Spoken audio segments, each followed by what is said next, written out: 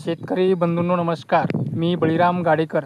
उद्या दिनांक 15 जुलै रोजी राज्यात कुठे किती पाऊस होईल ते एक थोडक्यात बघूया. तर इकडे जी तुम्हाला लाल रेषा दिसते, तर ह्या लाल रेषेच्या आतील जिल्ह्यामध्ये आपल्याला दुपारनंतर व रात्री एक बहुतेक ठिकाणी हलका ते मध्यम ते किंचित ठिकाणी जोरदार पाऊस पाहायला मिळेल. त्यामध्ये जिल्ह्याचा समावेश आहे पालघर, ठाणे, रायगड, रत्नागिरी, मुंबई, सिंधुदुर्ग, त्यानंतर कोल्हापूरचा पश्चिम भाग, साताऱ्याचाही पश्चिम भाग, पुण्याचाही पश्चिम भागात समावेश आहे. त्यानंतर इकडे आपल्याला पूर्व विदर्भामध्ये सुद्धा हीच परिस्थिती पाहायला मिळणार आहे. त्यामध्ये जिल्ह्याचा समावेश आहे गोंदिया, भंडारा, नागपूर, वर्धा, चंद्रपूर, गडचिरोली.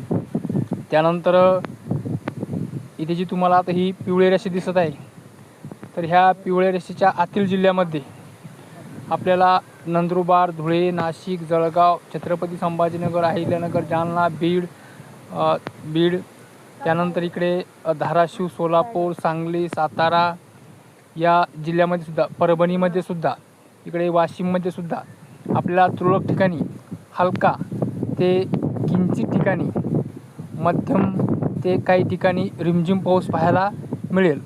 उद्या दिनांक 15 जुलै रोजी दुपारनंतर व रात्री. त्यानंतर जे काही उर्वरित जिल्हे आहे, तर या जिल्ह्यामध्ये नुसते ढगाळ वातावरण राहील व किंचित एखाद्या ठिकाणी थोडे शितुळे होईल. तर शेतकरी बंधूंनो, आजच्या अंदाजात इतकेच. नमस्कार.